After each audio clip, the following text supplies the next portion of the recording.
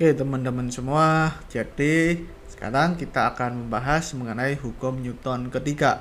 Nah, sebelumnya kita sudah mendapatkan hukum Newton pertama dan hukum Newton kedua. Sekarang kita bahas hukum Newton yang ketiga. Nah, jadi hukum Newton ketiga itu apa sih? Jadi ketika dua benda saling berinteraksi, benda pertama itu akan memberikan gaya ke benda kedua. Nah, gaya ini itu disebut sebagai gaya aksi. Nah, di saat yang sama, benda kedua itu akan memberikan gaya ke benda pertama. Nah, gaya ini disebut sebagai gaya reaksi. Nah, besar dari gaya aksi dan gaya reaksi itu akan sama, namun arahnya berlawanan. Jadi, hukum ketiga Newton itu terkadang disebut sebagai hukum aksi reaksi. Nah, ini maksudnya gimana gitu ya? Ini kan cuma kata-kata saja. Gimana cara kita membayangkan hukum Newton ketiga? Nah, sekarang kita lihat di sini.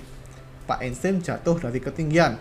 Pertanyaannya, kenapa Einstein jatuh ke bawah? Kita sudah membahas di video sebelumnya bahwa ada gaya gravitasi yang mengarah ke bawah. Atau gaya gravitasi ini disebut sebagai gaya berat yang akan kita jelaskan di video berikutnya. Nah, gaya berat ini adalah gaya aksi. Gaya aksi yang dilakukan oleh bumi dan dirasakan oleh Einstein. Kita tuliskan FBE. Yang titik pertama itu adalah yang melakukan, dan yang kedua di sini indeks kedua itu adalah yang merasakan. Jadi gaya aksi itu adalah gaya yang dirasakan oleh Einstein dan dilakukan oleh bumi gitu ya. Artinya bumi itu menarik Einstein, gitu gambarannya. Nah, menurut hukum Newton ketiga itu ada gaya reaksi, yang mana gaya reaksinya itu seperti ini, FEB. Gaya yang dirasakan oleh bumi dilakukan oleh Einstein, yang arahnya itu berlawanan dengan gaya aksinya dan besarnya itu sama dengan gaya aksinya. Gitu ya. Dimana di sini makna dari gaya reaksi itu adalah Einstein yang menarik bumi gitu ya. Kalau yang ini tadi kan bumi yang menarik Einstein, Einstein yang menarik bumi gitu. Gimana tuh Einstein menarik bumi? Nah, jadi jika Einstein jatuh dengan percepatan ke bawah, G gitu ya, kan itu kan menandakan bahwa bumi yang menarik Einstein. Nah, kalau misalkan ada gaya reaksi bahwa Einstein menarik bumi, kenapa kok bumi nggak tertarik ke atas gitu ya? Kalau bumi tertarik ke atas, otomatis semua orang yang ada di bumi itu juga tertarik ke Einstein gitu ya. Kenapa kok gitu? Nah, untuk menjawabnya itu kita bisa gunakan hukum Newton kedua, yaitu F. Ya, sebenarnya ada sigma gitu ya, sigma F, tapi di sini kita hanya gunakan satu saja karena kita bisa melihat bahwa gaya yang bekerja pada Einstein itu hanya satu. Itu sama dengan perkalian massa dengan percepatan.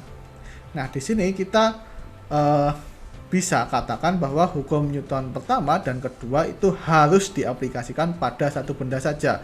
Jadi kita hanya bisa mengaplikasikan hukum 1 Newton dan hukum 2 Newton pada Einstein saja atau pada bumi saja. Gitu ya. Jadi pada Einstein saja kita bisa tuliskan F-nya itu sebagai FBE. Itu sama dengan massa Einstein dikalikan percepatannya Einstein. Begitu pula untuk hukum Newton kedua yang dirasakan oleh bumi, yaitu ada FEB, itu sama dengan massa bumi dikalikan percepatan bumi gitu. Jadi hukum 1 Newton dan hukum kedua Newton itu hanya berlaku pada satu benda saja. Nah, di sini terlihat bahwa massa bumi itu jauh lebih besar daripada massa Einstein. Jadi kalau massa buminya jauh lebih besar, percepatannya akan kecil. Ingat bahwa sebelumnya kita bisa tuliskan A itu sama dengan F dibagi dengan M gitu ya. Kalau masanya sangat besar, maka percepatannya itu sangat kecil, dimana gaya F-nya itu akan sama gitu ya. Gaya yang dirasakan oleh Einstein itu akan sama dengan gaya yang dirasakan oleh bumi.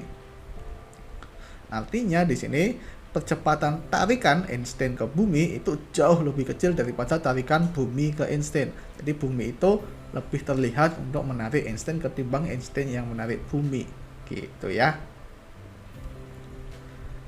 Nah, sekarang Pluto dan bulannya, Charon, itu adalah contoh dari gaya aksi reaksi gravitasi. Di sini terlihat bahwa massa Charon dan massa Pluto itu tidak berbeda jauh. Artinya di sini mereka keduanya itu akan saling mengorbit. Nah, ini akan kita bahas di hukum Newton untuk gerak melingkar. Tapi ya kita anggapannya seperti itu ya. Jadi ini akan saling mengorbit satu sama lain gitu. keduanya berputar. Meskipun di sini kita bisa melihat bahwa bulannya Pluto yaitu Charon di sini itu mengorbit lebih kencang gitu ya, percepatannya lebih besar. Nah, di sini untuk yang Plutonya itu karena masanya lebih besar, maka dia akan lebih lambat gitu. Nah, sedangkan kalau kita lihat antara bumi dan bulan itu berbeda jauh. Jadi kita nggak bisa melihat bahwa bumi itu juga memutari bulan, karena ya memang sangat berbeda jauh. Nah, selanjutnya kita akan bahas kenapa kok Newton bisa berdiri. Nah, jelas ya, gaya yang bekerja pada Newton itu ada gaya berat. Gaya beratnya ke bawah. Nah, masalahnya di sini ada gaya lain dong, biar bisa mengalahkan atau mengimbangi gaya berat di sini. Ingat hukum pertama Newton bahwa gaya total itu harus sama dengan 0 biar benda itu diam atau bergerak dengan kecepatan yang konstan. Nah, gaya ini disebut sebagai gaya normal yang mengarah ke atas. Jadi kita bisa simpulkan bahwa gaya normal itu dan gaya gravitasi itu adalah gaya aksi reaksi. Tapi ini itu adalah sebuah kesalahan gitu ya. Nah, gaya aksi reaksi itu terjadi di benda yang berbeda. Ingat, karena gaya seperti tadi, Pak Einstein jatuh, Pak Einstein merasakan gaya berat atau gaya gravitasi bumi, dan juga bumi itu merasakan gaya tarikan Pak Einstein. Artinya Pak Einstein itu menarik bumi dan juga bumi menarik Einstein. Gaya yang bekerja itu pada Einstein sendiri, pada bumi sendiri gitu ya, pada dua benda yang berbeda. Nah, di sini gaya normal dan gaya berat itu bekerja pada Pak Newton, bekerja pada satu benda yang sama yaitu Pak Newton gitu. Jadi kita bisa lihat bahwa gaya normal dan gaya berat itu terjadi pada benda yang sama. Nah, untuk membayangkannya, kita tinjau bahwa gaya normal itu gaya yang diberikan oleh tanah ke Pak Newton. Sedangkan gaya berat itu adalah gaya yang diberikan oleh bumi ke Newton. Jadi, Newton itu memberi gaya sebesar gaya berat ke tanah. Kenapa? Karena di sini sebenarnya Pak Newton itu harusnya jatuh. Tapi karena ada tanah, Pak Newton itu nggak bisa jatuh. Artinya gaya beratnya itu ditransferkan melalui tanah di sini, gitu ya. Nah, jadi Pak Newton di sini itu akan memberikan gaya sebesar gaya berat ke tanah. Jadi ke sana itu ada gaya, ya ini adalah gaya yang dirasakan oleh tanah yang diakibatkan oleh Pak Newton. Nah, gaya yang dirasakan oleh tanah dan diakibatkan oleh Pak Newton itu memberi gaya reaksi gitu ya. Memberi gaya reaksi sebesar gaya beratnya, karena di sini gaya yang diberikan oleh Pak Newton itu juga gaya berat, ke atas itu juga gaya berat. Nah, jadi gaya reaksi interaksi antara benda dengan tanah di sini adalah Pak Newton dengan tanah itu adalah gaya normal. Jadi ini adalah miskonsepsi yang paling sering muncul gitu ya, bahwa kadang-kadang ada yang mengatakan bahwa gaya normal itu adalah reaksi dari gaya berat. Enggak, gaya normal itu adalah reaksi dari interaksi antara benda dengan tanah gitu ya, atau dengan permukaan di sini. Jadi Pak Newton memberi gaya ke tanah, tanahnya memberi gaya reaksi, yaitu disebut sebagai gaya normal. Nah, selanjutnya kita mendorong sebuah lemari gitu ya. Nah, saat mendorong benda, kita pasti tangan kita itu merasakan sakit gitu ya. Ya, atau setidaknya capek gitu. Kenapa? Nah, jadi ketika mendorong benda itu akan mendorong kita dengan gaya yang besarnya sama, namun berlawanan arah. Jadi kalau kita mendorong benda di sini, benda itu akan memberikan gaya reaksi. Gitu ya. Nah, ketika benda memberikan gaya reaksi, otot itu akan memberikan gaya balik gitu. Nah, itulah kenapa kok tangan kita itu menjadi sakit, karena otot-otot kita itu bekerja gitu. Nah, pertanyaannya adalah kenapa kita dan benda itu bisa bergerak? Padahal di sini gaya aksi dan reaksinya terlihat saling meniadakan gitu ya. Nah, sekarang kita berjalan gitu, berjalan di atas lantai.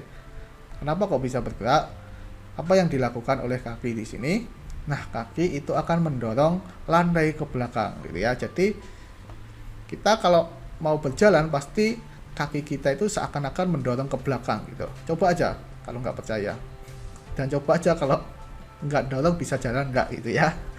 Nah, jadi orang itu akan mendorong lantai ke belakang. Nah, dengan demikian ada gaya reaksi di mana lantai itu akan mendorong kaki ke depan. Nah, itulah yang mengakibatkan kita bisa berjalan karena gaya dorong yang diberikan oleh lantai ke kaki kita itu maju gitu ya, sehingga kita bisa berjalan.